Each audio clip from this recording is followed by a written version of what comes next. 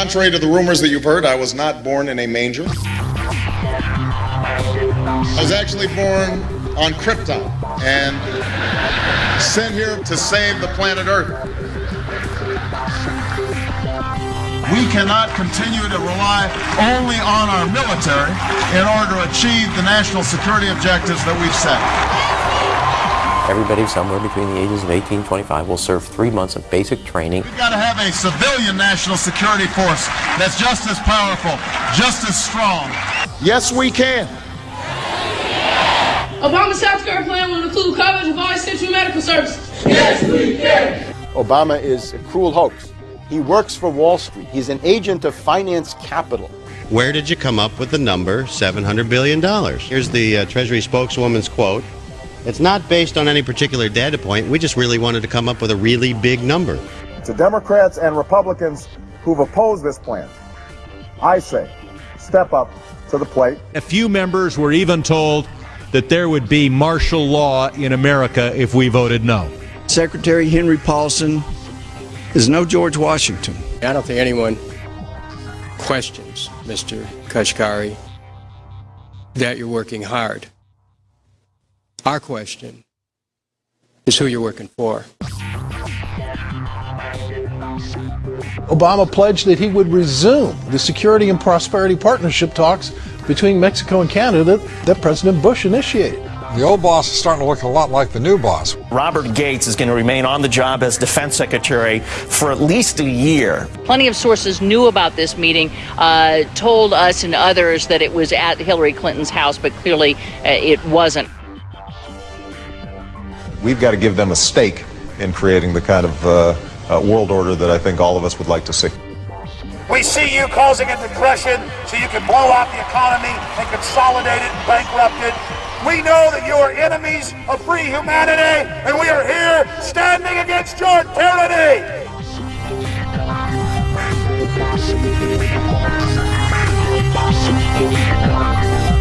The Obama deception.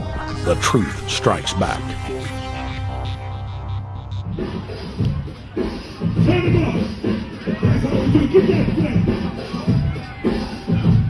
Barack is like the manager of Burger King. All presidents are, including Bush. It's like this: when your fries are cold, if your burger is not done right, you go back to Burger King, America, or your government, and you say, my burger's cold, I want new fries. First, you go to the cashier, that's the courts. You argue to the courts. The courts, if you can't get no justice with the cashier, you say, let me see the manager. I want to go to the Supreme Court. I want to see the president.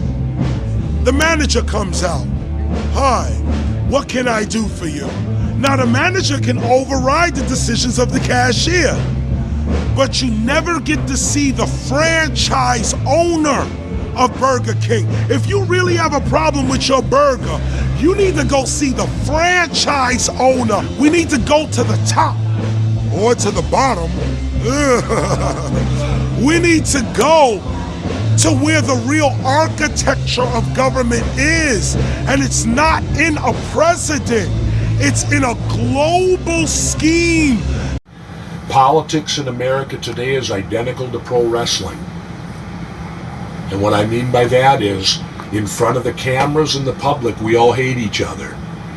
I'm going to kick my opponent's butt. I'm going to whale him from here to high water and beat the crap out of him. Yet behind the scenes, we all are friends going out to dinner. Went to dinner together. And it's all a work. All intermarried. Show business. It's showbiz. And that's what you have today in politics. The Democrats and Republicans aren't really opposed to each other.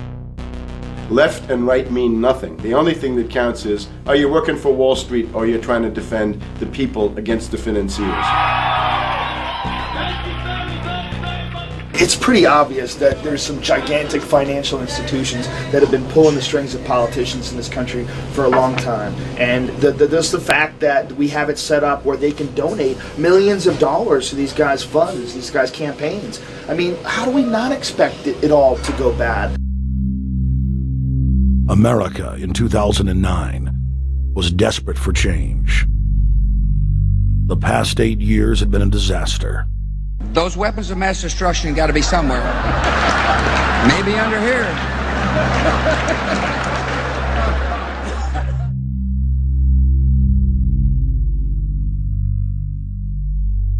George W. Bush, who had claimed to be a conservative, had tripled the size of the federal government, shredded the Constitution, and destroyed the image of the United States worldwide. Nope, no weapons over there. Endless wars, over 1 million dead Iraqis, and more than 5,000 dead U.S. troops. The Patriot Act, warrantless domestic wiretapping and spying, the end of posse comitatus, the rise of the treasonous North American Union, a deepening recession sliding towards total economic collapse. These factors and other abuses had the American people in a state of panic for their future and the very existence of the United States. The elite were in trouble. The people were beginning to see through their facade, past their front man, and to the ruling elite behind the throne. For the first time in U.S. history, both parties were universally hated. Congress had a 9% approval rating. The globalist agenda had stalled. And then, onto the scene came a man who promised change. Change we could all believe in. Barack H. Obama promised to end the war and bring our troops home fast.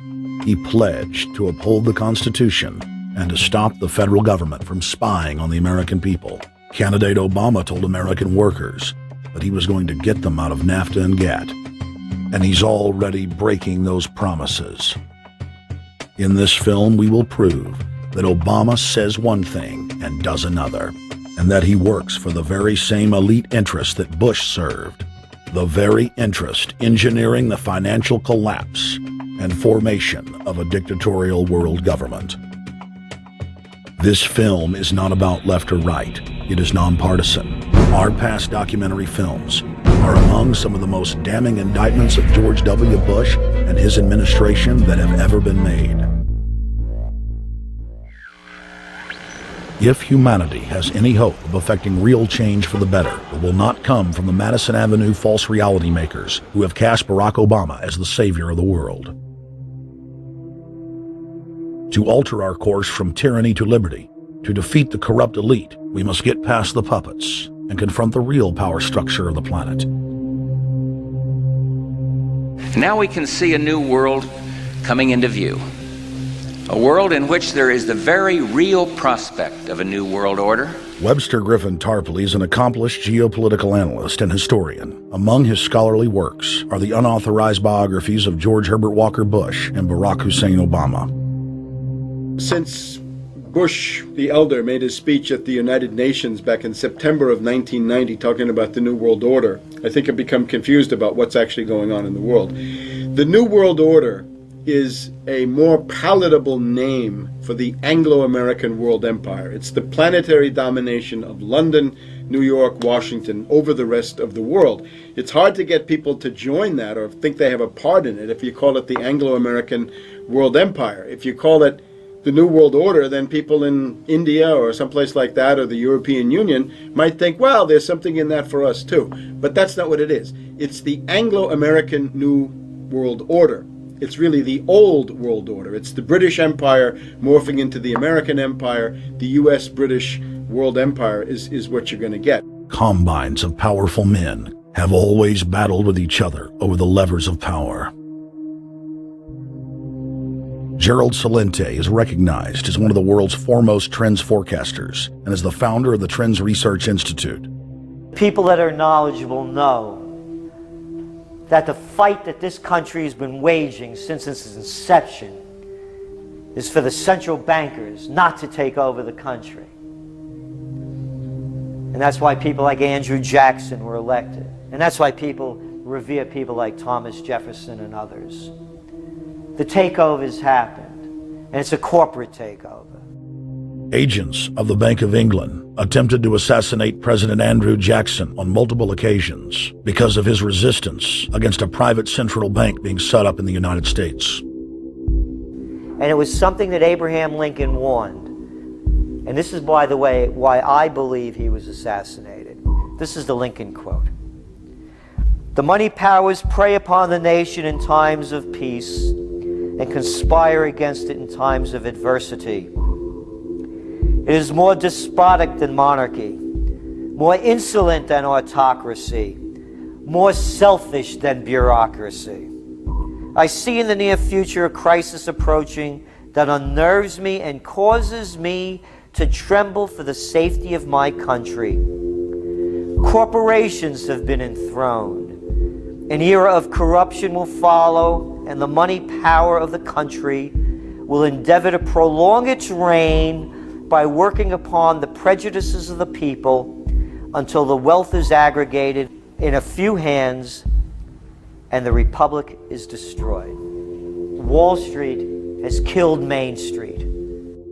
So I know how unpopular it is to be seen as helping banks right now, especially when everyone is suffering in part from their bad decisions. I promise you, I get it.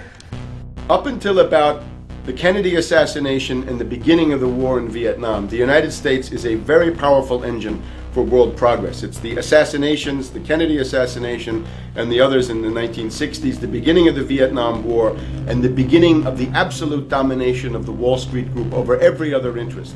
Nobody else counts except the Wall Street money masters. That has now made the United States into no longer a force for progress, but something very different, often a force for destruction in the world. The military-industrial complex has taken over the country along with the Wall Street gang.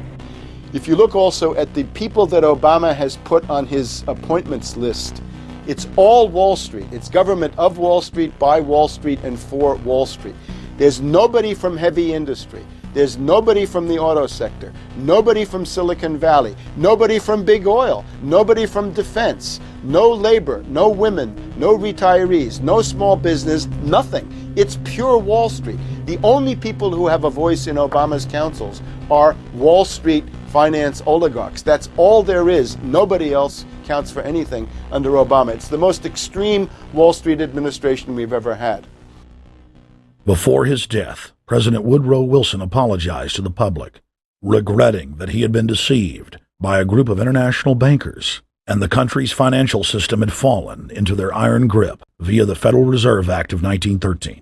Whether sought or unsought by the military-industrial complex, the potential for the disastrous rise of misplaced power exists and will persist. Dwight D. Eisenhower, he warned the people that the military-industrial complex was taking over the country. Only 3 years after leaving office, President Eisenhower's prophetic warning concerning the threat posed to our system of government by the military-industrial complex came to pass.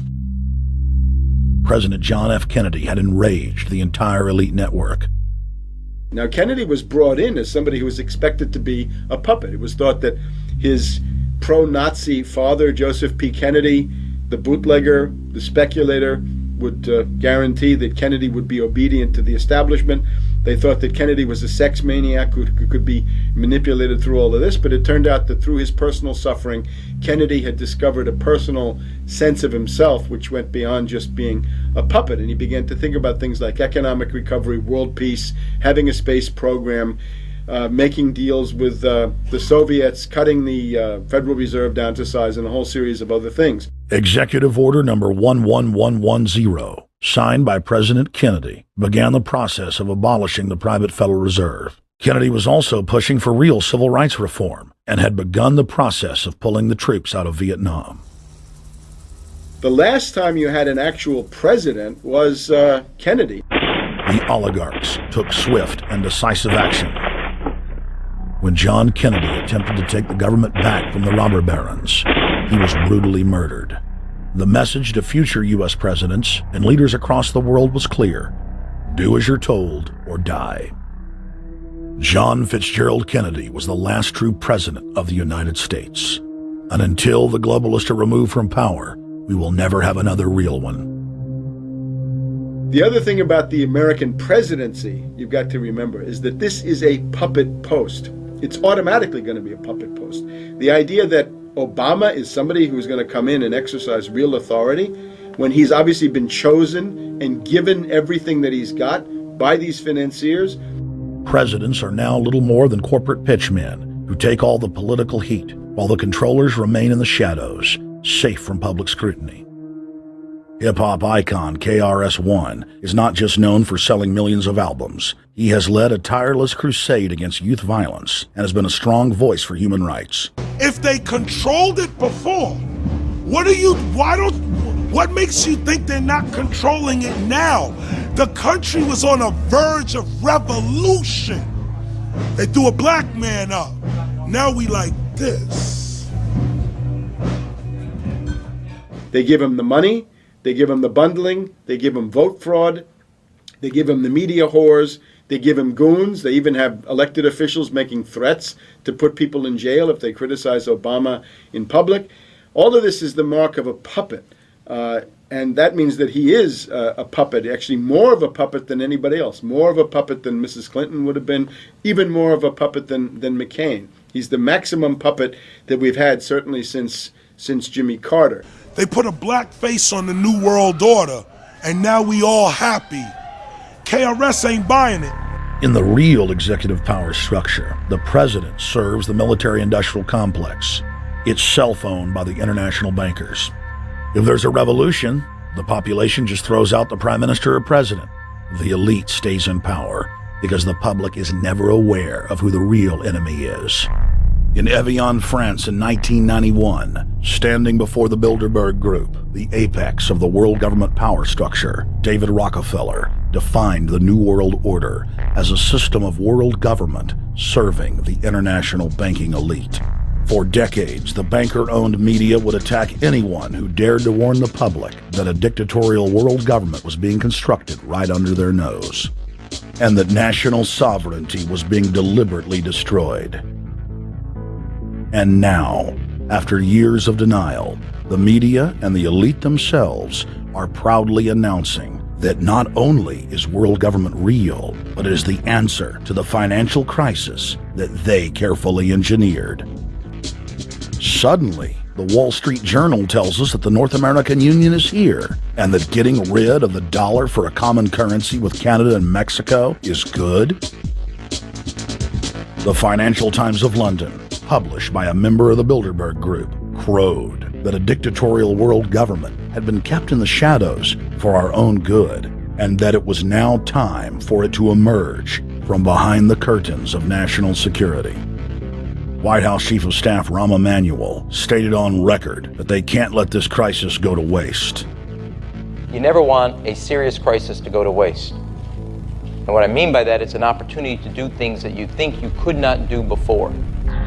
And Henry Kissinger, who gave Barack Obama his first job out of college, told national television that the economic collapse was a great opportunity to bring in the New World Order. He went on to say that Barack Obama was the perfect person to sell it to the world. But he can give a new impetus to American foreign policy, partly because the reception of him is so extraordinary around the world. I think his task will be to develop an overall strategy for America in this period when really a new world order can be created. It's a great opportunity. It isn't just a crisis. In June of 2006, our team traveled to Ottawa, Canada, to gather intelligence on the shadow government's agenda for the coming years. I think that's the Queen. Investigative journalist and best-selling author Daniel Estulin had been tracking the Bilderberg Group for more than 16 years. His moles inside Bilderberg informed him that the elite were planning to first run the price of gas up to $150 a barrel, unimaginable in 2006. He also reported that after suckering the middle class back into the stock market, the group was going to implode the subprime mortgage market and destroy public confidence. Well, one of the things that we're getting from this afternoon's conference, this morning conference was about the energy crisis, the price of oil. The afternoon conference, which started about 4 o'clock, 4:30, they were talking about one of the American delegates, I wasn't told who exactly it was talking about the the concern that the American citizens have had with the housing prices going down, so they're not investing that money. So what they needed to do is they needed to create the illusion that everything is going well. So what they're going to do over the next year and a half is to bring the market back up to 1998, 1999 levels. They're going to get all the suckers to invest whatever little money they have left over, and that's when they're going to make the economy bottom drop out. They need to destroy the economy because as we're running out of oil, when people don't travel, at least that's what they're saying, when people don't travel, when people don't have money, they don't travel, they don't spend any money, which means you don't waste a lot of oil and natural gas. That's the afternoon. So how does this source, I mean, just ballpark, I mean, so you have this source, is it? Well, actually there are two people who are members of the Bilderberg Club. It's actual members? They're members of the Bilderberg Club who for years and years and years have been going and participating in all the conversations. They've always been dead on, always. And last year they said the oil prices are going to go up to 150. At the time it was 39, went up to 76, basically doubled. If it doubles again, it's going to be back to where these people say. They attack Iran and will it? Year after year, Estelin and other reporters like Jim Tucker are able to report on future events with stunning accuracy, all because they know the agenda of the Bilderberg Group. The Bilderberg Group sits at the top of the world power structure. 125 of the richest and most influential individuals on the globe make up its membership. From Istanbul, Turkey to Chantilly, Virginia, we have tracked the elusive Bilderberg Group.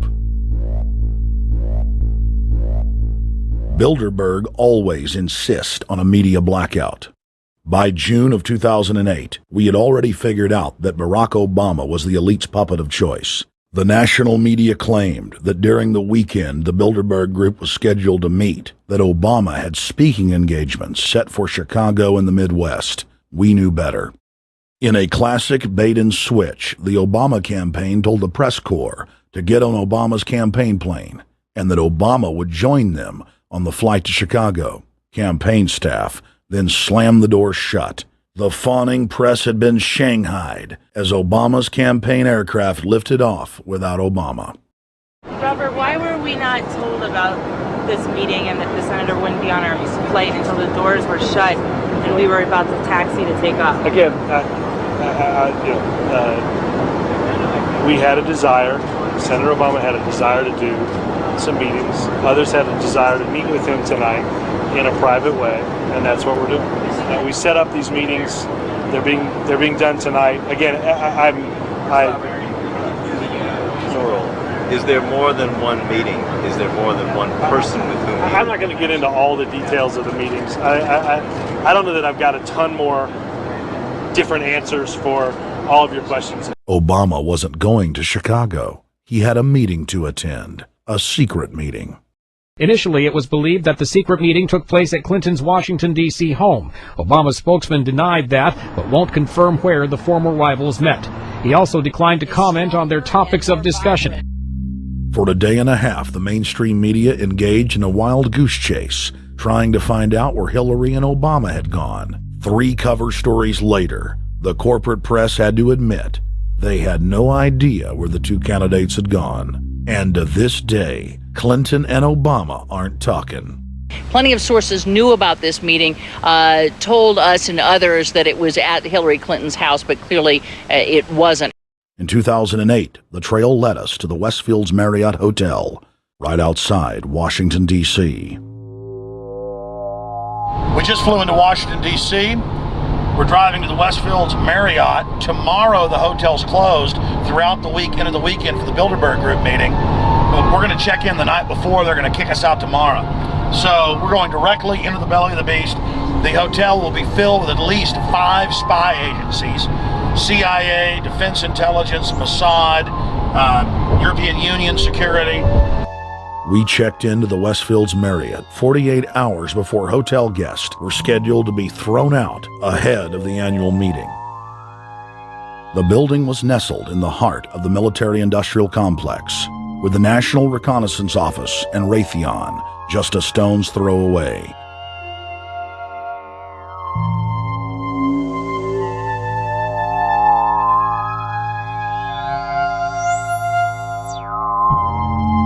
The plan tonight is to try to not get arrested, dodge the security, get in there, get some footage of the elite arriving in the morning, because some arrive before they officially lock it down, and then getting out of the building. That's our plan. I'm also going to be getting a call by a international syndicated radio show, Coast to Coast AM with George Norrie, and all week he's getting briefings from me every night about things as they develop.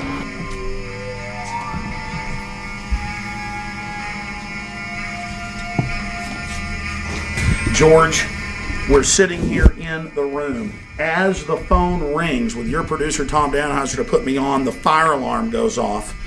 So everybody is exiting the building. I know this is a setup. They timed it exactly when this happened. Open the door. I want them to hear the fire alarm.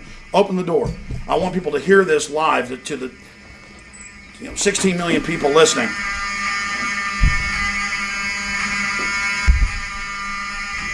George, do you hear that? Now, they're going to use this as an excuse. The Westfields Marriott, right outside D.C. in Chantilly, they want to use this to flush us out of here. They're very upset. Everybody that covers Bilderberg, I was detained 2 years ago, interrogated, screamed at. They said Bilderberg was upset about me, wanted to stop us. This is guaranteed. Everywhere we go, we're followed. We have another hotel across town as a base of operations. They were there questioning us, getting in our faces. We're being followed everywhere. I need everybody's support right now. I pray to God they don't try to set me up. They may have tried to concoct this as some way to say, look, they didn't leave during a fire drill, assessing me knowing I would stay and do the interview. But again, the moment the phone rang with Tom Danheiser, the moment the phone rang, the guys answered it, I'm standing there, the alarm goes off. It's going off right now. The guests are exiting the hotel out there. Of course, there's no fire. This is just absolutely insane. I noticed, too, that there was over 100 security people here today, but tonight we got back and it was a total ghost town, and this is what's insane. We have a security guy walk up to us 30 minutes ago, about 25 minutes ago, before this happened, and said, "What are you guys doing?" We said, "We're just walking around checking out the artwork in the hotel," which we actually were admiring, but we were also going around getting some footage. And they said, "Well, no cameras allowed." We said, "Fine." And then he said, "Yeah, we had somebody do a fire alarm a few weeks ago, and me and Rob, my camera guy, were going, why is he telling us about a fire alarm?" I forgot that part, George. These bastards have done this. I don't know how. They're planning to try to set us up or something, but this is incredible. We are here in the middle of this right now, George.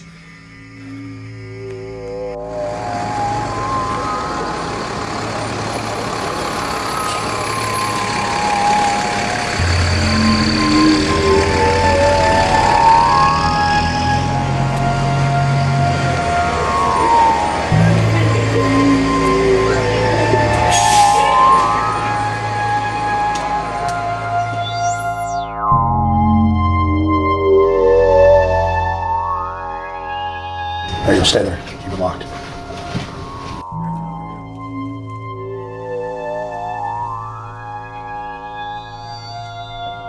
Let's go. Let's get out of here now, Richard. Don't screw around anymore. We got out of here on exactly the right time. Is this the way out? Yeah.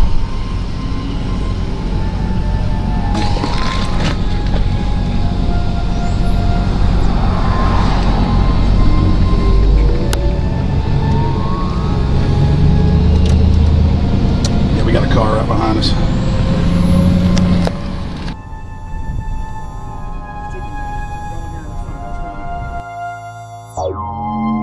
We made about, what, 5 turns, and the 6 turns, the same car's following us. Now looks like he's following us into a...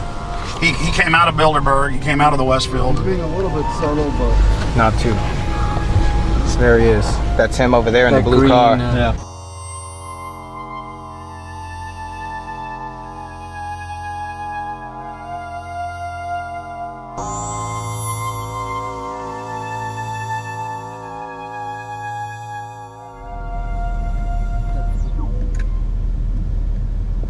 We're headed back to the Marriott here in Chantilly, Virginia, the scene of Bilderberg 2008. We successfully infiltrated the last day and a half inside, got out with some great stuff. We've been tailed, and now we're going back to cover the dignitaries, the elitists, as they arrive. And right now is the prime time for them to start arriving for the next 3 or 4 hours. We took about a 30-minute break. I'm sure we missed a few, but it doesn't matter. Because we've got scores of people that just organically are listeners, info warriors that are out here taking action. Hey, Vince.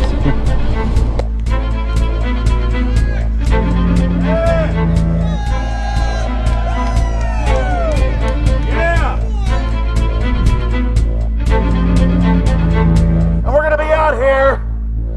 next 3 days, while you try to chart the future of our destiny, we're taking our destiny back. You're not our gods or our masters. We witnessed at least 7 convoys of armed Secret Service entering the Westfield's Marriott, and internal sources confirmed that both candidates did attend at least one meeting inside the conference.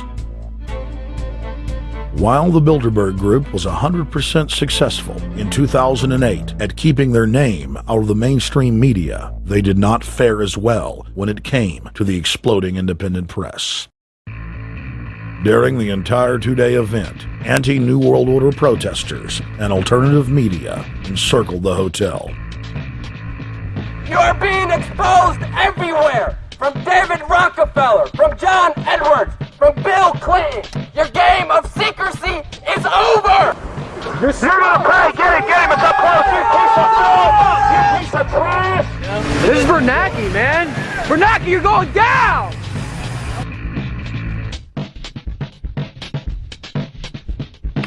Obama, we know you're here, Obama. You cleared your schedule for the next 3 days. We know you're in Virginia.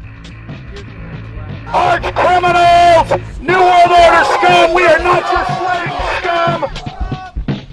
Brave Americans came from all over the United States and bullhorned the main conference hall at close range as the global power brokers schemed inside. You are criminals! You control the central bank, you control the currency, and you're turning our beautiful country and world into a nightmare! The global elite are desperate to keep their organizational meetings a secret. They are keenly aware that if the population discovers that policy is being developed covertly by powerful special interest, the people will revolt. It is our duty to expose these criminals. It's a criminal act under federal law for federal officials to have private meetings to discuss world policy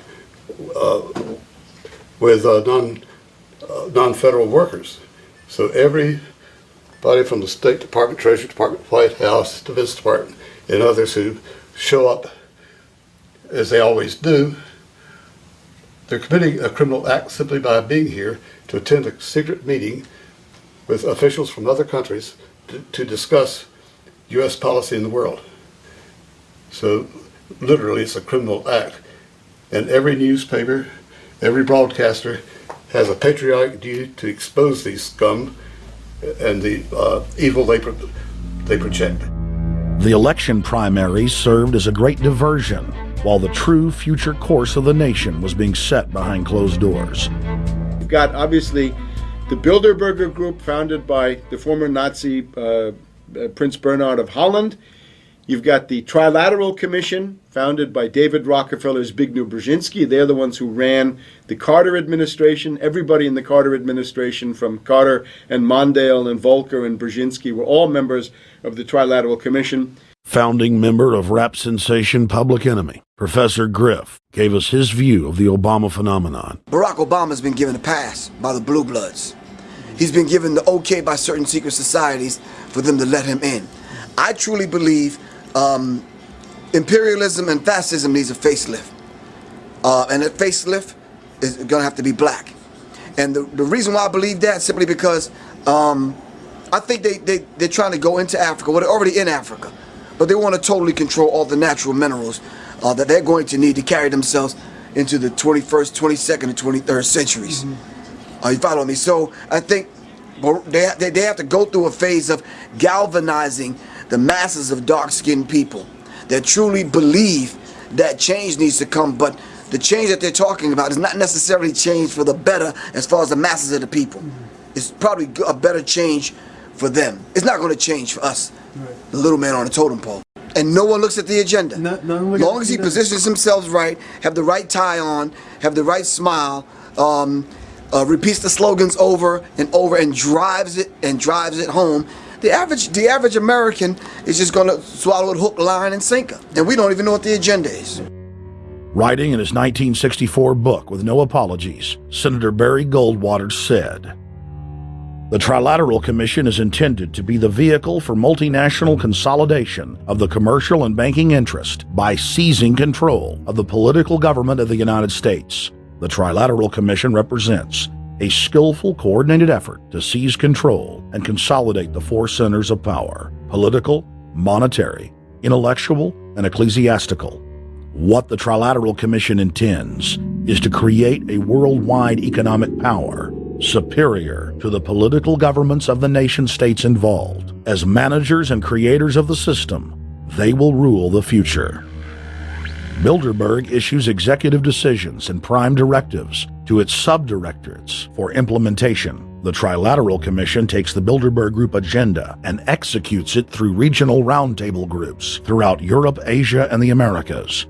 The Council on Foreign Relations serves as the managing roundtable group in the United States sector. The Council on Foreign Relations has dominated every administration since the days of FDR. The way in which they make policy and rule is that they are a polycentric oligarchical system.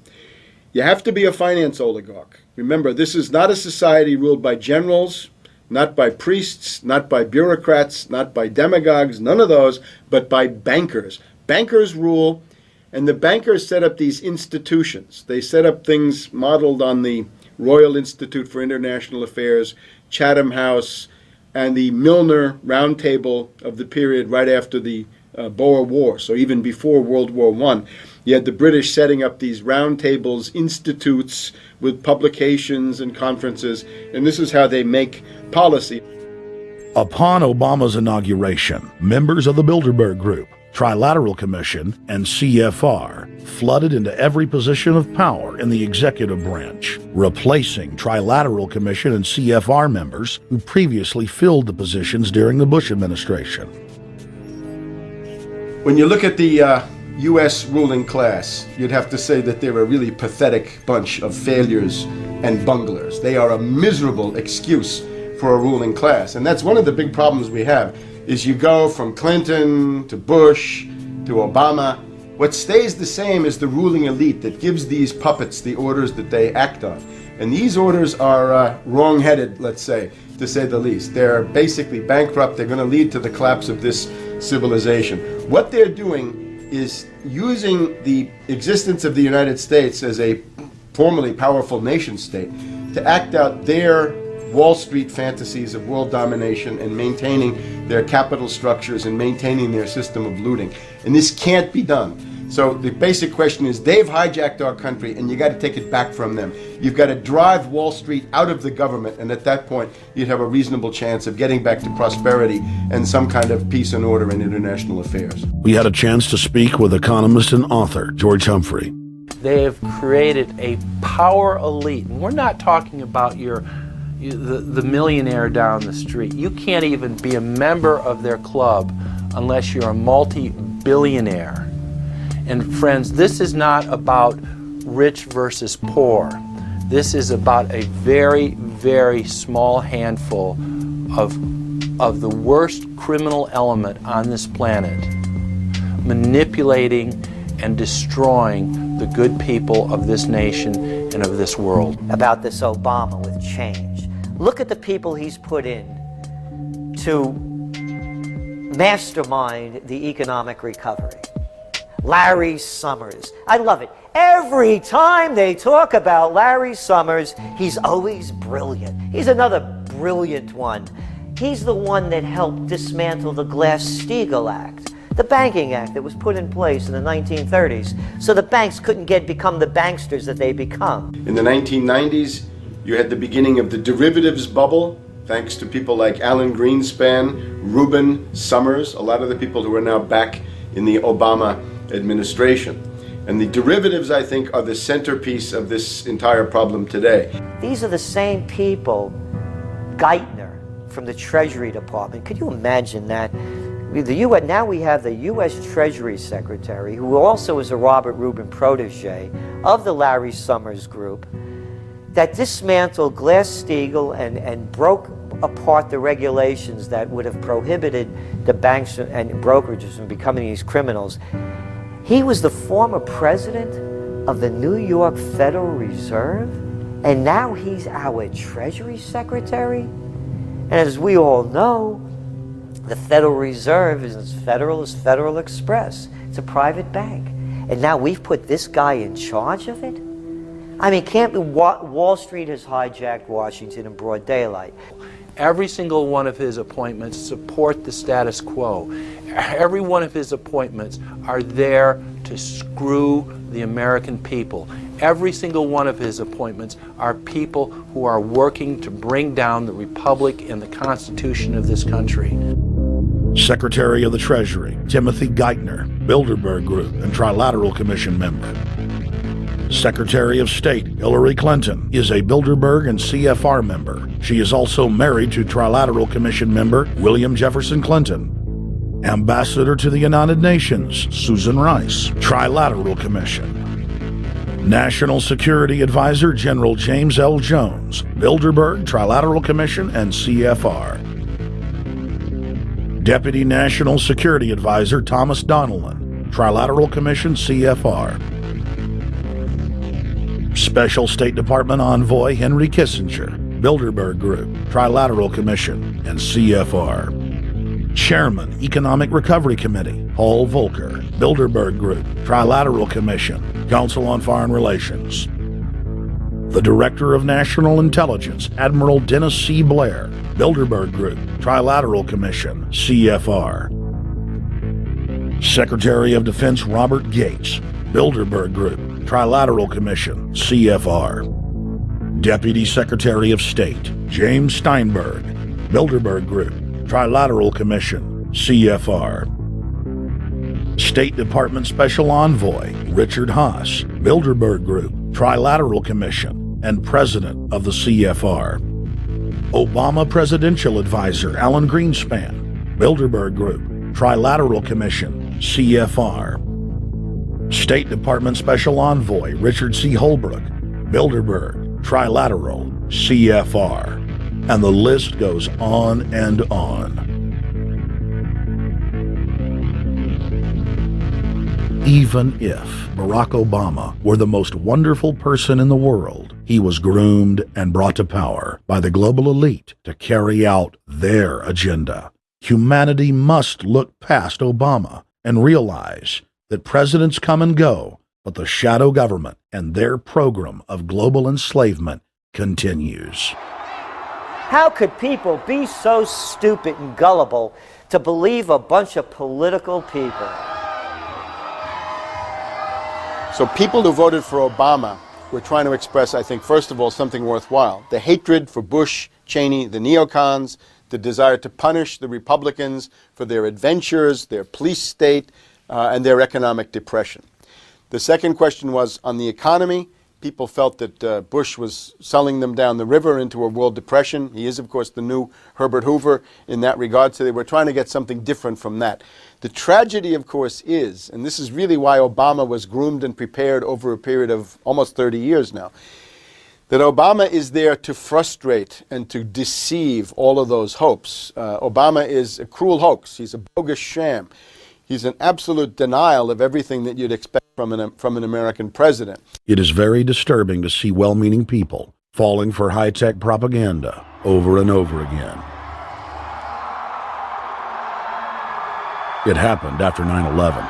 The American people en masse were swept into a mob psychology, irrationally throwing their common sense to the wind and doing whatever the administration told them to.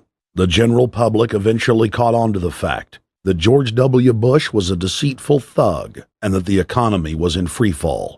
In the midst of it all, Barack Obama was there, speaking out against the abuse of the people at the hands of the establishment. With the election of Barack Obama, the world rejoiced that the United States was no longer in the hands of madmen. But unfortunately for humanity, this was another vicious fraud.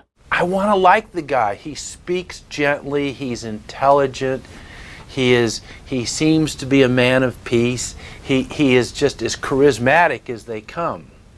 But you know what? Is that a tree is really, really measured by the quality of its fruit. And when you kind of put away all the flowery words, when you put away all the rhetoric, when you put away all the rock and roll music, What he does is what's important for the people of this country, starting with the truth. Obama is notoriously a liar.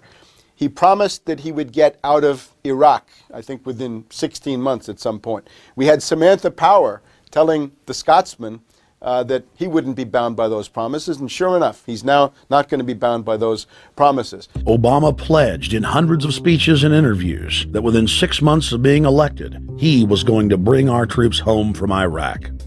But after he was inaugurated, the story changed. Now he said that they would look at bringing some of the troops home in 16 months. 2 weeks later, his story had changed again. Now the administration would look at bringing the troops home in 23 months. Well, Obama's already fudging. He's fudged since day one in this election, where he first said we're getting out. Well, now it's a timetable, and now it's da-da-da, because they're getting to him. They're understanding that, and he ain't going to be able to get him out because people more powerful than him got us in. When he first ran, remember, he was going to take the troops out.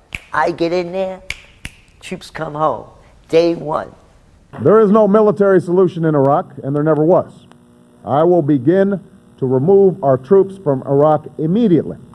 And then that went to 16 months. And now he's going to add, they're saying, another 30,000 or more troops to Afghanistan. Next, he sent 30,000 more Marines to Afghanistan, doubling the total number of forces in the crosshairs. Barack then announced that he was going to move missile systems into Eastern Europe to encircle Russia. But after all, what should we expect after he kept Bush's Secretary of Defense Robert Gates?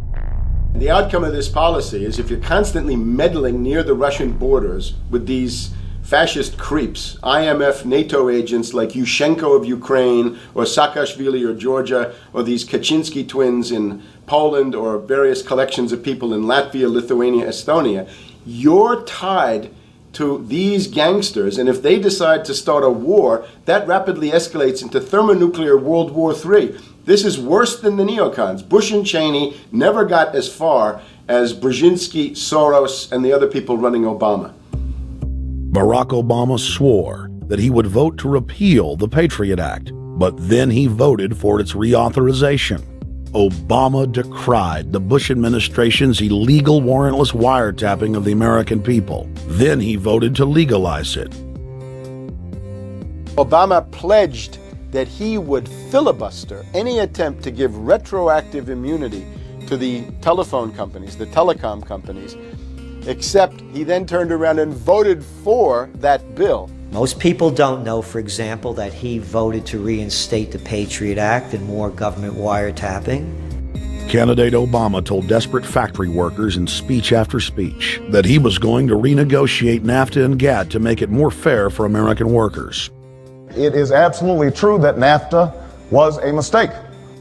But then his campaign was caught sending out memos to top corporate leaders, telling them not to worry and that it was just campaign rhetoric. We had Obama saying, you know, I'm against free trade. I don't like NAFTA and all those free trade sellouts.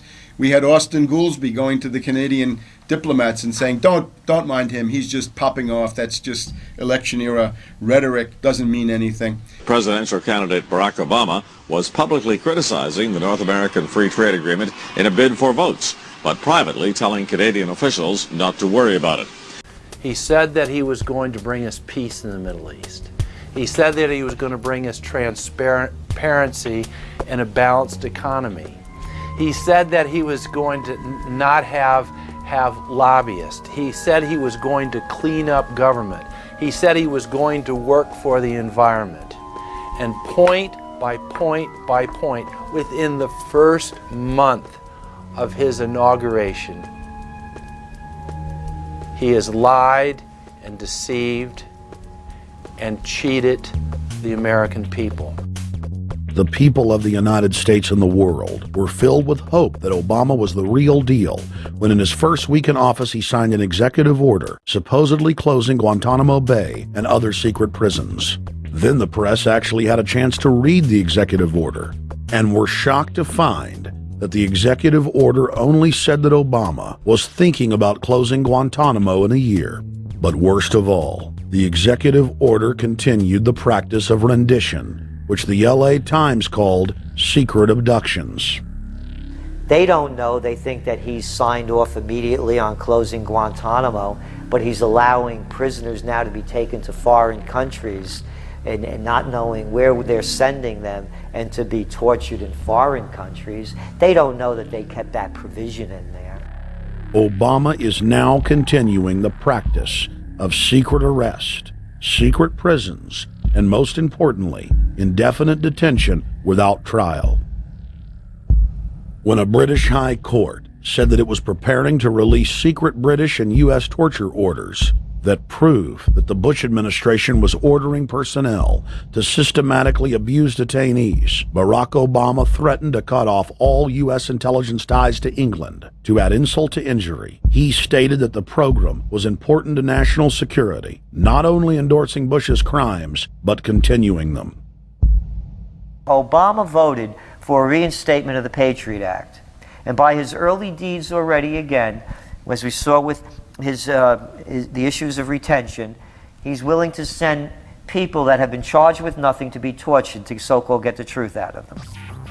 If the makers of this film attempted to cover all of Obama's lies, this documentary would never be released because there are new ones every day. So in the interest of time, we're going to cover one more big one. Barack and his handlers made the cornerstone of his campaign, keeping lobbyists and donors out of his administration.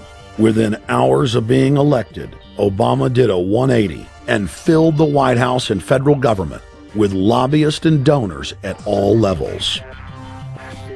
Obama picked William Lynn, the top lobbyist for Raytheon, to fill the number 2 position at the Department of Defense. Timothy Geithner, former president of the private Federal Reserve Bank of New York, was picked by Obama to be Secretary of the Treasury. Geithner promptly crammed the Treasury Department full of lobbyists, like his Chief of Staff, Mark Patterson, formerly the top lobbyist at Goldman Sachs. Obama appointed top lobbyist to the Saudi royal family, George Mitchell, as the lead Middle Eastern envoy. Obama appointed the king of Wall Street lobbyists, Leon Panetta, to head up the CIA. Obama tapped Tom Daschle, top lobbyist for healthcare firms, to run the Department of Health and Human Services, and the list goes on and on. Then, 3 weeks into his administration, Obama launched a new lie, more outrageous than the previous. With Academy Award-level conviction, he said that he was upset about the banker bailout, which his own Chief of Staff, Rahm Emanuel, another former Wall Street executive, had engineered. Obama said that he had signed an executive order capping the CEO's salaries of those who had taken the bailout money. There was just 2 problems. All the major banks and brokerage firms were exempt, and the new order only dealt with any future bailouts. And those were to be on the honor system. What gets people upset, and rightfully so, are executives being rewarded for failure. AIG, Bank of America, and Citigroup, which have received billions in bailout money, don't fall under this plan. Only banks negotiating future agreements with the government will be restricted. But this appears to be built on an honor system, and White House Press Secretary Robert Gibbs had a hard time explaining how enforcement would work. Well, let me get, I will get clarification from Treasury on that. Generally speaking, this is already the biggest liar and the biggest disappointment that we've seen in recent history. And again, qualitatively beyond the rather low standards set by Bush the Elder and Clinton in terms of delivering on promises. Bottom line, Obama is a fantastic actor and an even better liar. His track record is clear.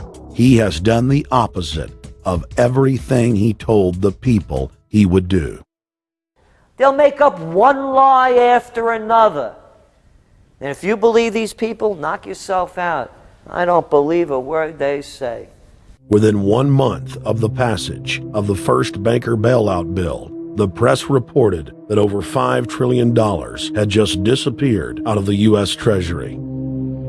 By December, the amount of money that had been stolen had reached $8.5 trillion. The leadership of both political parties circled the wagons and would not discuss where the money had gone. In the bed! In the Fed! In the Fed! In the Fed! Informed Americans protested the private Federal Reserve System at all 38 of their regional governorship offices. Arrest Bernanke and Paulson! Arrest all the criminals that stole the banker bailout money! It was refreshing to see people standing up against the real power structure, not being distracted by the elite's frontmen like George W. Bush and Barack Obama. We traveled to Dallas, Texas to cover We the People taking on the real enemy. Hey, I want to talk to the workers up there on the parapet. The ones smoking cigarettes that just jumped back. You're with the American people, we know that. But understand, ask the workers inside. You're not in a federal government building. You're in a private Federal Reserve that uses that name as a fraud. That'd be like if my first name was Federal Reserve Jones. I'm still not the federal government. I'm not a federal agency. But if I said my name was Federal Reserve, I could go out and pay off politicians and get them to allow me to get into power so I could issue the currency and credit, and then I could buy up the world. That's what these criminals have done. A lot of people think that the Federal Reserve is already part of the government. They're not. It's controlled by cliques of unelected, unaccountable bankers meeting in secret. Most of these people have never even been through the formality of a Senate hearing or a Senate confirmation. They claim that they're part of the U.S. government. They masquerade as if they were part of the U.S. government. But in reality, this is a purely private operation. Jackals, hyenas, raptors, all of them loyal, not to the American people, but to the Wall Street banks, which is where most of them come from. Everyone is pointing to Barack right now, President Obama, as saying, you got to get the economy together. You got to get the economy together. When in fact, the president has very little to do with the economy. It's the Federal Reserve chairman that at least sets the policy. That's a privately owned company, the Federal Reserve Bank. They set the agenda. These guys are masquerading as a federal institution. They are a private banking consortium, and this is their front, their holding company. The Federal Reserve is not federal. It's a front for a private banking cartel. That's on record in congressional testimony, and they're the ones orchestrating the economic collapse we're seeing right now, so that's why we're here. While at the End the Fed rally outside the Federal Reserve Bank in Dallas, Texas, we spoke with Ron Paul's brother, Wayne Paul. 1913, the Federal Reserve Act was passed, floor of the House, where 3 members of Congress were on the floor. At that time, they only needed a majority of votes to pass it. So in 1913, the Federal Reserve Act was passed. 20 years later, 1933, under Roosevelt, the United States was declared bankrupt. And in 1933, the Federal Reserve private bank says, okay, USA, what are you going to pledge as collateral on the debt you owe me? What happened by 1936? Does anybody know? We instituted Social Security system, and you and I and our children and our children's children were pledged as collateral on the debt of our government to the Federal Reserve. And that's where we're at today. It took 20 years to make this country bankrupt, and since then, our government has operated under emergency powers of our government. It is not the president that makes the decision in this country.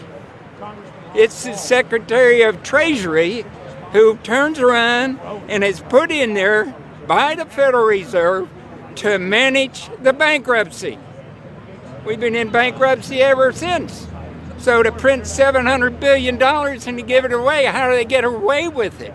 The manager of the bankruptcy is told by the Federal Reserve this is the way to go. That's where we're at today. Yes, we should point out, Congressman Ron Paul now has a huge amount of sponsors for a bill in the House of Representatives to abolish the private Federal Reserve crime syndicate. In 1913, the money power of the country was taken away from the people. By constitutional privilege, it belongs with the Congress, but it was given up in the Federal Reserve Act. The Federal Reserve is no more federal than Federal Express, but yet it has the power to determine the direction of use of money in our economy. If we could take that power back and put the Federal Reserve under Treasury, we start to be in a position of being able to control monetary policy on behalf of the United States people. The Federal Reserve is totally private, and Alan Greenspan 2 weeks ago on PBS on Lair NewsHour said on record that they are above the law, the Congress, the President, everyone. No court can do anything. We run America. What is the proper relationship, what should be the proper relationship between a chairman of the Fed and a president of the United States? Well, first of all, the Federal Reserve is an independent agency, and that means basically that there is no other agency of government which can overrule actions that we take. So long as that is in place and there is no evidence that the administration or the Congress or anybody else is requesting that we do things other than what we think is the appropriate thing, then what the relationships are don't frankly matter. Notice what Greenspan is saying. Greenspan is saying the Federal Reserve is beyond the law. And in reality, they are in practice beyond the law. Nobody, as far as I know, has ever audited the Federal Reserve. One of the first things we ought to do when we nationalize the Fed is go in there and find out the audit. Who stole money? Who engaged in corruption? There's a whole series of people going back to Volcker, to Greenspan, to Bernanke, and so forth. Think of the arrogance of private group of banks that have bankrupted the nation by design so they can repo the country. A private group of banks that loaned us our own money back are telling us they're above the law. You are not above the law, criminals. No one is above the law. No one is above the law, and the private Federal Reserve sure as hell isn't either. Since the founding of the Federal Reserve back under Woodrow Wilson, the Federal Reserve has struck out 3 times. They didn't stop the crash of 1929. They didn't stop the banking panic of 1932, 1933. And now they are the cause of the derivatives crisis because they're the ones who inflicted derivatives on the world with Alan Greenspan. Instead of our economy being about goods and services and real products and manufacturing, it's all about these guys, the private Federal Reserve that masquerades as a government entity who controls the issuance of currency and credit. They're the ones that have cut off the liquidity in the market. They told us have a debt-based economy. Then they cut it off once they get us under their thumb and implode the economy so they can consolidate it. And that's what they're doing right now. I mean, it's in their own documents, it's in their own statements. They claim, give us unlimited power, give us trillions of dollars of the Baker bailout bill that's already $5 trillion, not $850 billion as they say. And we'll get the economy going, but they're hoarding the money and buying up other banks that aren't part of the Federal Reserve, buying up insurance companies, buying up roads, infrastructures, media empires, defense contractors. What the banks do is they implode an economy by cutting off credit, and then once things really fall to a low, and they know the low because then they buy everything up and start then putting more money back into the economy, and then they build it back up. So they build us up and then shear us, build us up and shear us. And they're getting ready. All over the world, they're always shearing some country, imploding it. Comes out in their own IMF and World Bank documents. That's just the foreign arm of the same cartel. And these are the people who claim to be the saviors of the economy, the people who have created every important crisis in the past 100 years, the Federal Reserve. So it's illegal, it's unconstitutional, and it's a failure. And I think the failure is what everybody can see right now. Yeah, what they do is they make you think Clinton's evil in running things. Then, oh, Bush will save us. And then, oh, Bush was evil. Now we'll be saved by Barack Obama, but he's just a puppet. But as we get deeper into this phase, when they implode the economy, they have all the money and all the control. But they also like to pose as the savior. So Obama is meant to be the savior during the Depression, and he'll save us with a 1 million person, he said, is bigger than our military, domestic spy force, a 3 million person environmental spy force. So giving people these jobs to be government bureaucrats and spies to go out and manage the other 290-something million Americans. And so this is classical fascism. The communists also do it. Any vertically integrated command and control authoritarian system does this. So they're openly following what the same group of banks did in Germany, Russia. It's in the Communist Manifesto to have a private central bank. because the private central bankers actually wrote the ideas that they had Marx and Engels put out. People go, well, why would the banks want communism? It doesn't exist. They rape us, they consolidate us, they put us into work brigades, they make us slaves, and they say it's a people's paradise. Look at it, boy, you're really doing good. And then they transfer all the wealth of the nation offshore. The globalists are outside all the nations. That gives them safety, and they play countries off against each other. And so that's what we're facing and dealing with. And so they're bringing in classical, hardcore tyranny in the U.S., but we have the internet. We've grown our numbers. The alternative media has exploded. That's why they're trying to move in to shut down and regulate and tax the web, but it's too late for them. They're playing in the 19th century, 20th century rules. It's 21st century, the century of resistance to tyranny. And so it's going to be one hell of a fight with the people and free humanity on one side and the New World Order on the other. And every one of you out there counts, needs to be involved in this fight like nothing you've been involved with before, because this is life and death. Everything depends on exposing these people. Everything depends on showing the people that this is the New World Order, this is the criminals. We're dealing with the king rats here, the people that are carrying out tyranny worldwide. And either they fall or we fall. Either worldwide darkness and a new age of tyranny and oppression and with a scientific overlay, or a new age of liberty and freedom and a new renaissance. The choice is the people's out there. Okay, we can tell you what's going on. You can check it out for yourself and find out it's true. But don't wait. Investigate now. Get involved now. Go out there and reach out now. We don't have time. If you're looking for the solution, look in the mirror. Look right into the mirror, because you out there, men, women, old, young, black, white, doesn't matter. It's going to be up to you if they win or if liberty succeeds and the people have a chance of having any future. These are cold-blooded eugenicists. These are cold-blooded people who think they're God, think that they're our masters, that think that we're animals. These are the guys that funded Lenin and Stalin and Hitler and Mao. These are the guys, it's all on record, that bankroll this stuff. They are hardcore vicious, and they must be resisted. Up until about the Kennedy assassination and the beginning of the war in Vietnam, the United States is a very powerful engine for world progress. It's the assassinations, the Kennedy assassination, and the others in the 1960s, the beginning of the Vietnam War, and the beginning of the absolute domination of the Wall Street group over every other interest. Nobody else counts except the Wall Street money masters. That has now made the United States into no longer a force for progress, but something very different, often a force for destruction in the world. That doesn't need to remain that way. The interest of the American people is to fight to take your government back from Wall Street and make the United States a force for progress in the world, which we easily could do if we could just break the power of the people behind Obama. The main banks of Europe, which were started by Adam Weishaupt and Rothschild, the Banque Nationale de Paris, the Bank of England, the Bank of Italy, have all financed the messianic and war leaders of the last 200 years. Napoleon, Lenin, Stalin. They backed Adolf Hitler. They backed Franklin Delano Roosevelt. And they are backing right now Barack Obama.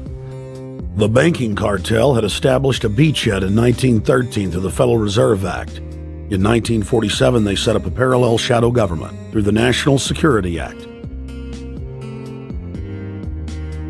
From 47 on, the national security state began the long process of absorbing federal and state bureaucracies, while at the same time undermining the constitutional power of Congress and dominating the executive branch.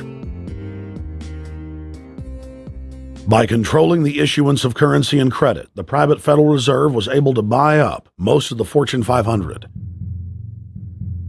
And if a company wouldn't sell, the bankers would unleash federal regulators to run them out of business. Private central banks in Europe, the United States, and England took taxpayer money and loaned it at over 30% interest to third world nations. The bankers would then bribe the leaders of those countries not to pay back the loans. Their third world puppets would sign agreements stating that when the country defaulted, the banks would be given all the natural resources and infrastructure of the once sovereign lands. But worst of all, the countries would pledge future taxes paid by the people in perpetuity as profit to the private banks. By the year 2000, there were few nations that had not fallen to the designs of the money power. The globalists were now ready to start their final phase of world government takeover. the destruction of the Western nations' economies. To carry out their final takeover, they first removed banking regulations like the Glass-Steagall Act in the late 1990s. This allowed their front companies to issue unlimited credit to the world and to set up colossal Ponzi schemes, the likes of which the world had never seen. The scams were advertised by the controlled corporate media as completely legitimate. Because of the fantastic returns, private investors, corporations, state and local governments invested heavily. They had taken the bait, hook, line, and sinker. To destroy confidence, in late 2007, the bankers themselves began to badmouth the scams they had created. Next, the central bankers cut off the tsunami of fiat money that they had been using to pump up the bubble. When Congress and the public refused to write the finance oligarchs a blank check, the bankers began to engage in financial terrorism. They said that the world would go into another Great Depression unless their demands were met, further destroying confidence. The stock market instantly had its biggest one-day loss in history, but even that wasn't enough to force Congress to capitulate to the offshore banks. Senator Inhofe of Oklahoma and Congressman Brad Sherman of California, amongst others, told the world that the entire Congress had been threatened with martial law by the White House and the Treasury Department if they didn't pass the so-called banker bailout bill. The only way they can pass this bill is by creating and sustaining a panic atmosphere. That atmosphere is not justified. Many of us were told in private conversations that if we voted against this bill on Monday, that the sky would fall, the market would drop 2,000 or 3,000 points the first day, another couple thousand the second day, and a few members were even told that there would be martial law in America if we voted no. That's what I call fear-mongering. Unjustified. The final version of the bill was kept secret from the Congress until minutes before the vote on October 3, 2008. The Federal Reserve had promised total transparency, that every dime would be accounted for. To Democrats and Republicans who've opposed this plan, I say, step up to the plate. Let's do what's right for the country at this time, because the time to act is now. To prevent the possibility of a crisis turning into a catastrophe. After its passage, the public learned with horror that the bill was really a financial coup d'etat by Wall Street. The bill didn't just give $700 billion to the banks. It was a blank check. And as of February 2009, $9.7 trillion has disappeared into a black hole. Within 24 hours of its passage, Secretary of Treasury Henry Paulson said they were no longer going to use the money to unfreeze the mortgage market by buying bad debt. We went to Congress. Illiquid assets look like the way to go. As the situation worsened, the facts change. I will never apologize for changing an approach or strategy when the facts change. Paulson has, in the meantime, admitted that the subprime mortgage crisis is not the cause, really, of the breakdown of the entire world banking system and the bankruptcy of most of the banks in London and in Wall Street. He said, we're going to buy up toxic assets, but we're not going to worry about subprime mortgages. What he's talking about is derivatives. Derivatives are the center of the crisis. He went on to say that where the money was going was a secret. I believe that banking institutions are more dangerous to our liberties than standing armies.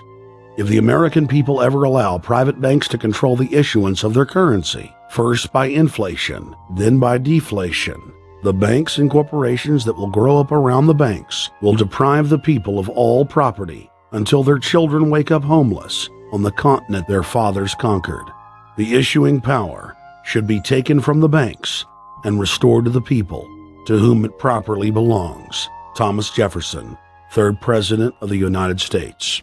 Secretary Paulson came in with the Vice President and Fed Chairman Bernanke and made all these assurances that there was absolutely a critical, immediate need to get rid of the corrosive derivative products, all the different names for this, ubiquitous, sub-S retraded credit default swap, blah, blah, blah, blah. Okay? But they talked about them as though they knew what the hell they were. You got the money and you immediately said, what items, what auction? Now, the Treasury just basically cut that out of the bill. And what we have here is a situation where banks are hoarding the money that they're getting from the TARP. They're using the money to purchase other banks. And all of a sudden, the Treasury sent a signal to the banks, forget about it. We're going to give you the money that you want, and you do what you want with it. Unless you direct it specifically, it's not going to happen. I don't think anyone questions, Mr. Kashkari, that you're working hard. Our question is who you're working for. Throughout its passage, President Bush and Senator Obama worked in tandem to get Congress to pass the bill without even having time to read it, despite the fact that in major polls, 98% of the American people were against the bill. The leadership in both parties were for it. And I really want to commend Barack Obama, because as we were involved in the this and that and different provisions of the bill to persuade people, he really gave them confidence that this was the right decision for the American people, even though it wasn't, in our view, a great bill for them to vote on. I want to take a particular moment to also thank an individual who's not here, and that is Barack Obama, who made numerous calls not only to all of us, but to members of our caucus, and helped us gather the votes on the Democratic side to pass this legislation. Bankheads then bragged to the press that they were hoarding the bailout money and using it to buy up smaller, healthy banks and insurance companies. Their plan was working like a charm. Next, the central bankers loaned the federal government back $787 billion of our own money at interest for President Obama's so-called stimulus package. And just like the banker bailout, Congress was given less than an hour to read the 1,070-page-plus stimulus bill.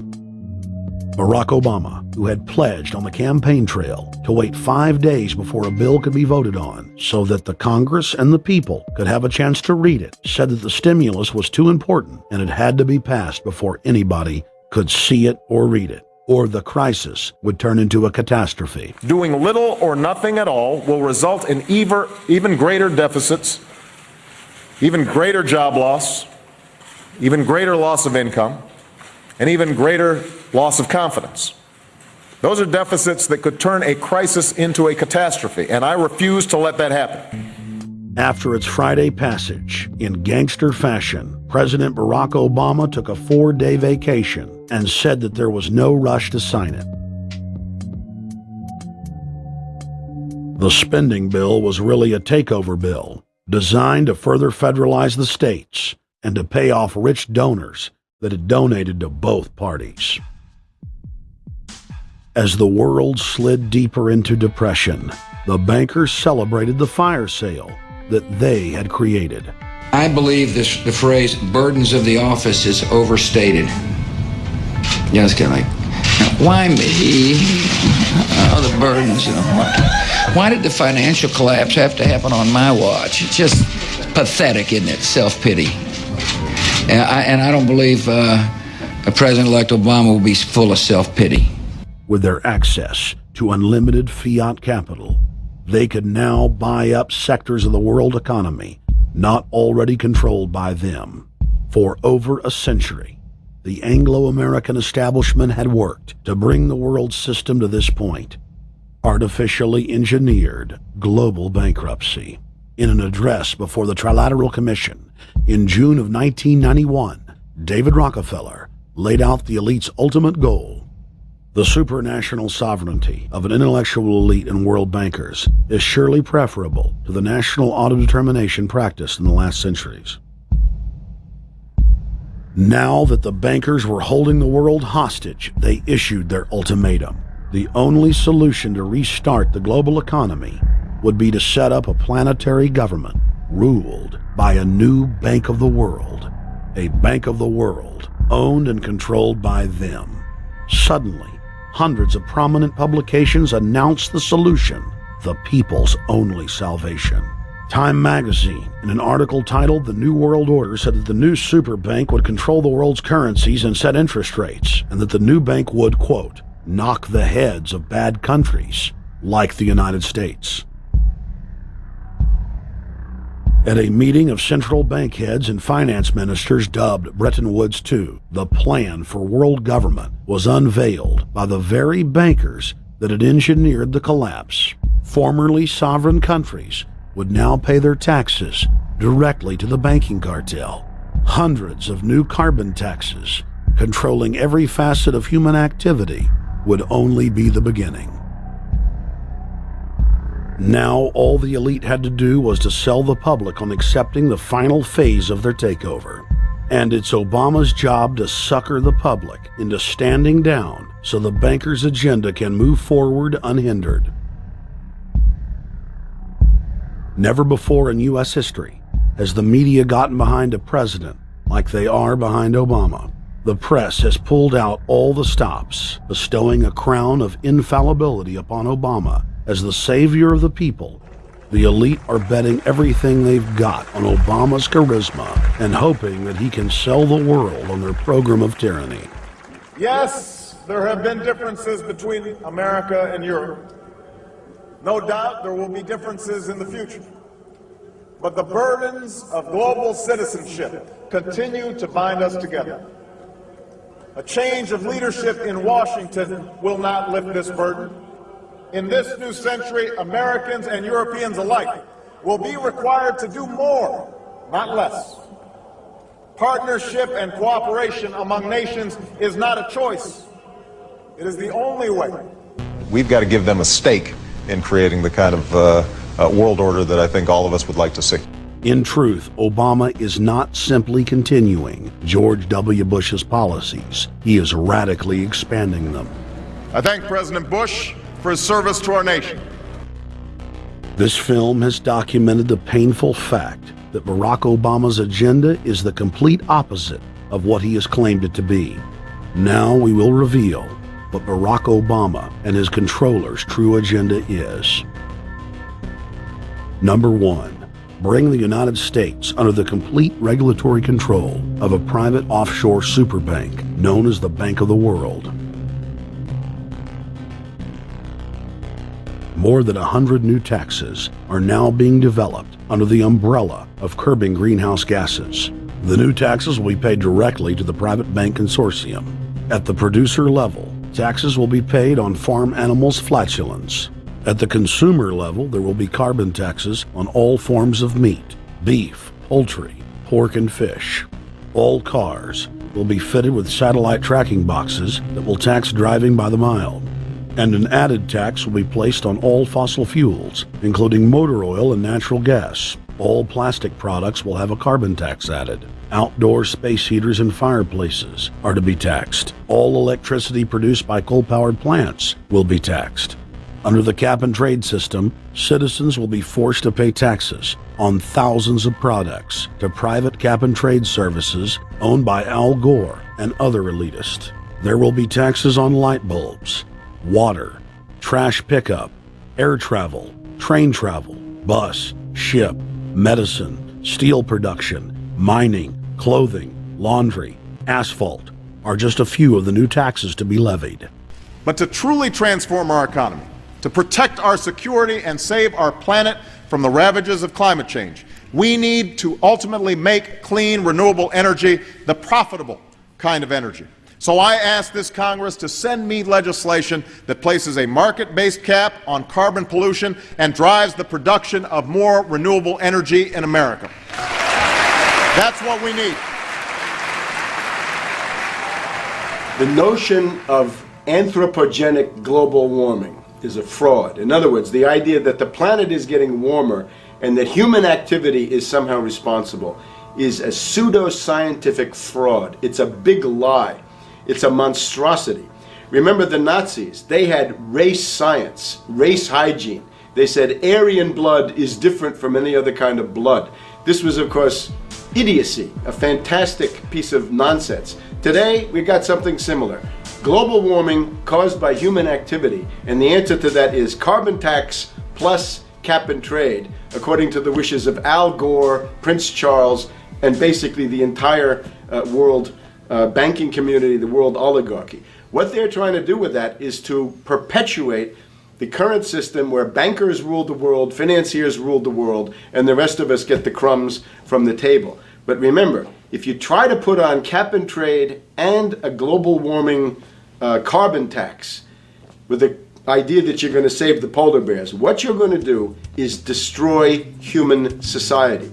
You're going to cause genocide on a massive scale. The deaths will be measured in the hundreds of millions and indeed in the billions. Just the idea of global warming means that there'll be no development for Africa, no development for the poorer parts of Southeast Asia, and no world economic recovery of any kind ever in our entire lifetime. So it's important to expose and fight the pseudo-scientific fraud of global warming. One more point about this. You don't need a climatologist to know that this stuff is a fraud. I'm a historian. I can tell you, in the last 1,000 years, we had a period of very warm temperatures called the medieval warm period, where all kinds of grapes and semi-tropical stuff was growing very far into the northern hemisphere. That was about 1100, 1200. It happened to correspond with an all-time maximum of sunspots. Right now, we can say that we're going into another maximum period where there'll be some warming, but we're well within the limits of the medieval warm period. About 1600 to 1650, there was an ice age in northern Europe. The North Sea was filled with ice. The German and Dutch ports and the English ports were filled with ice. That corresponds to an all-time minimum of sunspot activity, the Spörer minimum and the Maunder minimum. So this has largely got to do with solar activity. We can see that other planets, not just the Earth, are warming slightly as a result of increased solar activity. But we're well within the minimum. So what the oligarchs claim to be an open and shut scientific case is a piece of pseudo-scientific nonsense, and it should be rejected. Number 2. The social engineers are fully aware that the Obama craze will wear off quickly, so they are racing to put in place the most oppressive police state control grid in human history. 20,000 battle-hardened regular Army troops are now being deployed to patrol the streets of the United States. FEMA is now building giant camps in every region of the country, and the Congress has introduced bills like the National Emergency Centers Act, H.R. 645, which merges local governments and the police under federal control. And as we all know that have watched these things, they're ready for the riots. With these detention centers that are being opened up around the country, with state police training for riot control in the event of economic calamity and food riots, they know what's going on and they're prepared for it. So people better also prepare for it themselves. Anyone that's not prepared for what's going to happen, they deserve what they get, because there's enough information out there pointing to the problems, and they should take all precautionary actions. Next, Obama ordered the Defense Department to issue DoD Directive 1404.10, establishing a 1 million person civilian army under his control. Simultaneously, Obama launched usaservice.org. The new website deceptively masquerades as a federal agency, but in reality is a recruiting tool building a separate, completely private army outside of government that takes orders directly from Obama's controllers. Barack Obama has refused to rescind Presidential Decision Directive 51, signed by George W. Bush. The directive plainly states the president is a dictator and that Congress is ceremonial. We cannot continue to rely only on our military in order to achieve the national security objectives that we've set. We've got to have a civilian national security force that's just as powerful, just as strong, just as well funded. President Obama and his Chief of Staff, Rahm Emanuel, have repeatedly stated on the record that all Americans below the age of 64 will be forcibly conscripted into federal service. Citizenship is not an entitlement program. It comes with responsibilities. Everybody somewhere between the ages of 18 and 25 will serve 3 months of basic training and understanding in a kind of civil defense.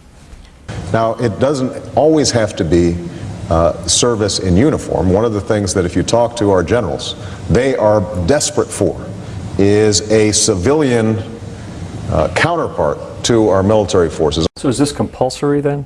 Well, you have to, in a sense, it's a required of everybody, 18 to 25, 3 months, and at some point at that point you do it. Obviously, I'm not going to say perfect legislation. We'll work that process through. Or you could do it during a college summer, or you could do it after Anytime. high school. If you have a demagogue with a fanatical mass movement of personality cultists who is imposing the program of a group of extreme bankers and finance oligarchs, that's fascism. Obama's transition site, change.gov, proclaimed that middle school and high school students will be forced to serve the federal government. Fascism is gutter up, streets up, hooligans, thugs, fervently idealistic students, swarming adolescents, just the kind of thing you see around Obama.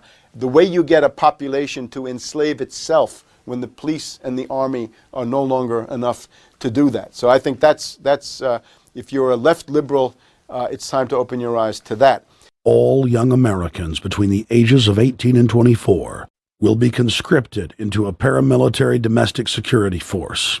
If Obama has his way, adults and seniors will also be forced into other forms of service for the betterment of the homeland. Number 3, disarming the American people. Obama operatives in the Congress have introduced more than 10 bills that would end the Second Amendment as we know it. H.R. 1022 would allow the new Attorney General Eric Holder the dictatorial power to ban any gun he wishes at will. In 2008, before the Supreme Court, in the D.C. gun ban case, District of Columbia versus Heller, Holder argued for the complete disarmament of the American people and that only the military should own firearms. H.R. 257 would ban all youth shooting sports, including YMCA and Youth Olympic shooting clubs. H.R. 45 would force all gun owners to undergo federal psychological screening, registration, and testing to keep their firearms. White House Chief of Staff Rahm Emanuel has proposed the extrajudicial banning of any American on the fraudulent no-fly list from owning any firearm. That is, if you are on the no-fly list because you are known as maybe a possible terrorist, you cannot buy a handgun in America. Over 25,000 Americans are added each month to the no-fly list, which numbers over 1 million people who have not been charged or convicted of any crime. It's a case of mistaken identity for a 5-year-old boy from Normandy Park. He had trouble boarding a plane because someone with his same name is wanted by the federal government. King 5's Mimi Jung is live at SeaTac Airport to explain. Mimi. Lori, it's hard to believe that a 5-year-old could be considered a threat, but that's exactly what happened here at SeaTac last week when Matthew Gardner showed up for a flight to LAX. As 5-year-olds go, Matthew Gardner is about as harmless as you can get. But when he and his mom checked in for their flight at SeaTac last week, Matthew was considered the criminal. If you're on that no-fly list, your access to the right to bear arms is canceled because you're not part of the American family. You don't deserve that right. There is no right for you if you're on that terrorist list. And even though this Matthew Gardner is only in kindergarten, TSA workers still conducted a full-blown search. They searched all of our belongings. They took everything apart piece by piece. Nadia Counter says it wasn't easy being treated as a possible threat to national security. I picked up my child to give him a hug and tell him, it's okay, we're doing fine. And they reported to me that I was not allowed to touch him. He was a security risk, and they had to research me to make sure that I had not obtained any materials from him. Number 4, massive restrictions on the First Amendment guarantee of free speech. The President, Congress, and the FCC have announced plans to not only curtail speech on talk radio and newspapers, but to also regulate speech on the internet through the Orwellian-named Fairness Doctrine. The Obama machine is also pressuring Congress to pass draconian hate speech laws that will eviscerate the First Amendment. Number 5, they plan to further federalize health care so that the government can dictate what kind of care citizens receive. Modeled after the British system, this includes rationing care and restricting what procedures the handicapped and elderly are eligible for. Number 6, Obama is already pushing to expand the Department of Defense budget and to station more U.S. troops overseas to encircle Russia, China, Iran, as well as setting up bases in Africa under the pretext of humanitarian aid, and dominate and occupy Africa through AFRICOM. So we're taking your phone call, seeing what you think of Barack H. Obama. Is he a Judas goat? Is he a front man? Is he a betrayer? Let's go to Anthony in Georgia. Anthony, what's your take on Barack Obama? They put the face of Barack Obama as part of their public relations because it's like in the old folk tales about vampires. A vampire cannot force his way into somebody's house. It's against some kind of metaphysical law. So the vampire has to persuade the resident of the household to open the door and invite him in. So they're going to look at the peephole at Barack Obama, which looks like them and appears to be on their side. They're going to say, okay, here's my ally. Let me open the door and let me let this person in. And then Barack Obama is just, of course, a front man for the American empire, where he's going to have the entire U.S. Navy, the entire U.S. Army, and the entire U.S. Marines under AFRICOM command. And, of course, he's going to turn it into a new Iraq, and he's going to turn it into a new Afghanistan. Every operation that you see going on in Iraq and Afghanistan is going to propagate to the poor countries of Africa. And well, sir, I agree with you. They're looking to the people. They see a handsome, smiling African face. You know, he's all, hey, I'm from Kenya. And then it's a total bait and switch. But it's the same thing here in the United States where they would get sellout Native American chiefs to sell out their people. This is the oldest trick in the book. And he can also pacify the most downtrodden minority groups in the United States. And he's saying, hey, get ready for sacrifice. Get ready to lose your standard of living. They're like, yay, I love Obama. They could never get away with this with a John McCain. Obama basically does a couple of things. One is, again, this idea, kick the Chinese out of Africa. Kick them out of Sudan where they get oil. Kick them out of Zimbabwe where they get raw materials. Start a civil war in Congo, another big source of raw materials. Al-Qaeda, an arm of the U.S. intelligence community, is now active in Algeria, Tunisia, Morocco. You've got a destabilization going on in Kenya around Odinga. That's Obama's cousin. This is a guy who has two children. They're Obama's niece and, nephew in a broad sense.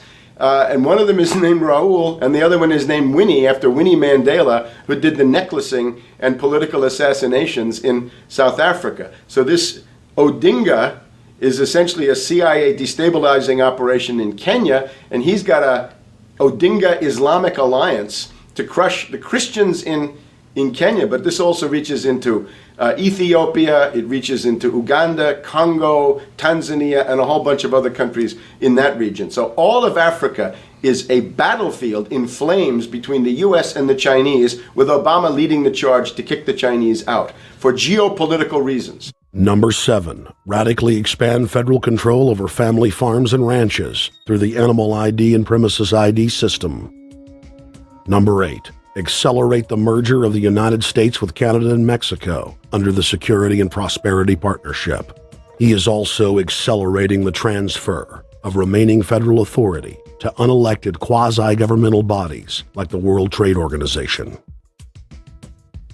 Number 9, Obama must convincingly play the part of the president and convince the people of the United States that the buck actually stops with him. This is critical to the globalist master plan because in 4 to 8 years, Obama must take the blame, as Bush did, for the New World Order's horrific agenda. At that point, the elite will put a new puppet in the ceremonial seat of power and build him up as the savior, only to tear them down again. And so the process is repeated over and over. For their program to work, it is essential that the people not learn that the presidency is now nothing more than theater, because if they did, the people would stop looking at the pawns and start looking for the king. Through this system of deceit, the elite's criminal agenda can continue forever because the people waste all of their political energy debating the media spectacle instead of investigating the globalist agenda. Number 10, it's Obama's job to sell the public on globalist policies that aren't in the people's best interest, but the overlords have many salesmen. His most important function is to protect the criminal oligarchs from prosecution while they loot the economy worldwide, start new wars, and engage in torture. They're called Generation O, and they were the key to Barack Obama's White House win. During the campaign, Barack Obama used the internet like no other candidate before him, harnessing the energy of millions of his supporters. But the question now is, what to do with this young, eager, energetic army? This gives Barack Obama and his administration contact information for so many people, so next time he needs to push his legislation, he can contact all these people. Kennedy-esque. I feel as though this was like when John F. Kennedy was elected. Shouting, smiles, and tears. This is the best day of my life! It was the scope of Obama's victory that was most impressive. I saw a photograph of Obama playing basketball. And I said, you know what? I see him as a leader, and that's the world that's in his hands. Own a piece of history, commemorating the day the world changed forever. His confident smile and kind eyes are an inspiration to us all. In summation, Barack Obama is a Madison Avenue created fad. All of the crazed Obama worship, being pushed by the corporate media, is scientifically designed to capture the public in a net of peer pressure mass euphoria. If the New World Order can just distract the public for a few more years, the elite can finish constructing their police state control grid. Now, a lot of times, we don't want to know the issue. Right. We don't want to know the issue. We feel, what do you call this thing where you get this false sense of gratification, but because a black man is in office, everything's going to be all right. No, everything's not going to be all right. Yeah. Until you look into the agenda and what the Democratic Party has been about, is about, and will be about, regardless if Barack Obama is the president or not. And that's real. Barack Obama is the perfect Trojan horse. He makes the people feel like they finally have a place at the table, even as he betrays them. I won't have to worry about paying my mortgage. Oh, it's such a blessing to see you, Mr. President. Thank you for taking time out of your day. Never in my life would think that this would ever happen. Sadly, many Obama supporters can't see what's right in front of their faces because they've already invested their very identity in this artificially created cult movement. Throughout history, it has happened over and over again. People turn their intellect over to cult of personality mass movements, and it's happening again. The evidence presented in this film is documented fact, and those that ignore what history has taught us do so at the peril of us all. As frightening as the information in this film is, there are many things we can do to stop the globalist agenda dead in its tracks. First, we expose the cult of Obama for what it is, a sad hoax. Next, realize that we are all being propagandized 24/7. Investigate all information for yourself, be it political parties, the media, or this film. Be aware of the tricks that the elite use, like the staging of false flag terror attacks and other crises. Rediscover the Constitution and Bill of Rights. Promote a culture of true liberty. There is a reason the internationalists are attempting to destroy the sovereignty of all 50 states. They know it is one of the biggest threats to their domination. The federal government has been completely hijacked by foreign interest, and more than 25 states have recognized this fact and are moving to block the New World Order at the state level by declaring their 10th Amendment powers. But most important of all, there is a huge awakening taking place in the United States and across the world against the globalist agenda. Free people everywhere are joining together and saying no to corruption and tyranny and no to world government. This is the center of endurance, and endurance is what wins wars. Not how many people you kill, but how long can you endure? George Washington lost almost every battle he had, but he endured.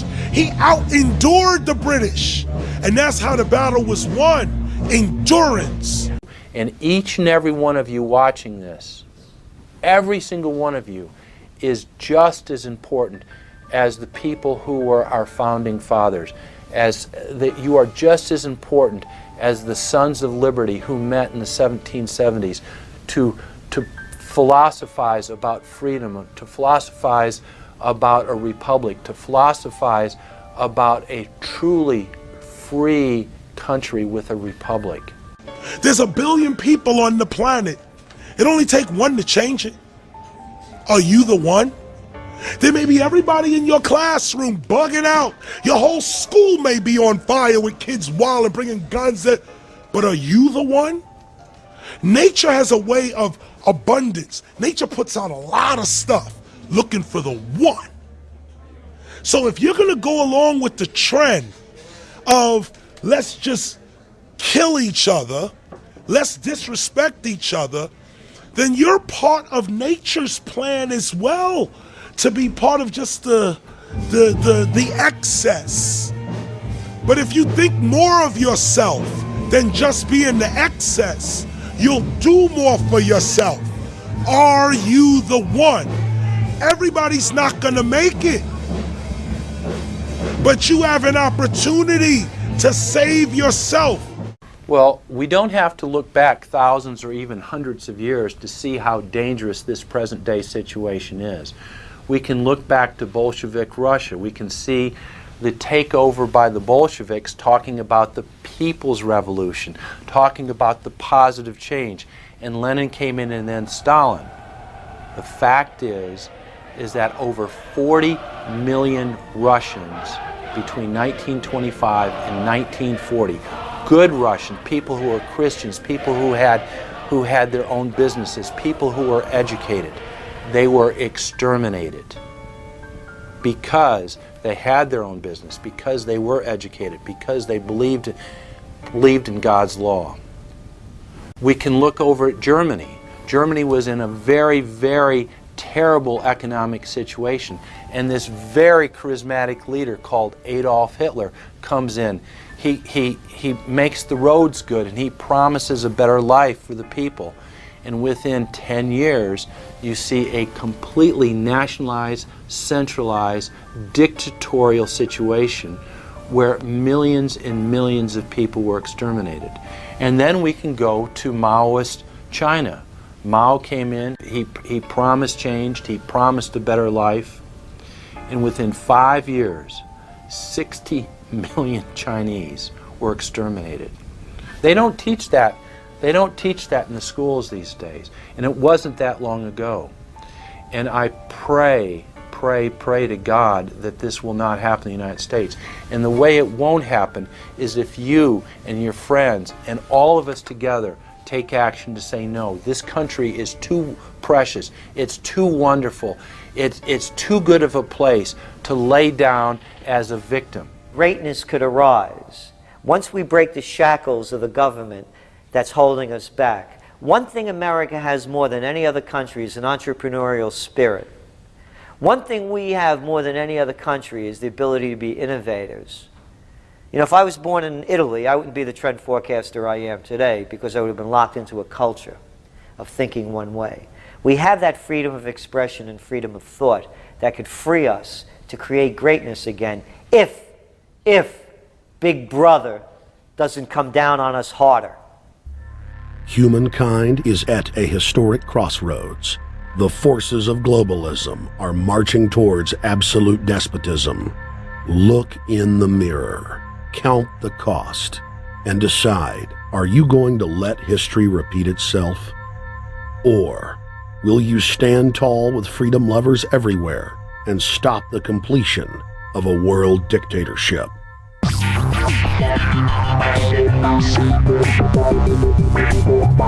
Bossy.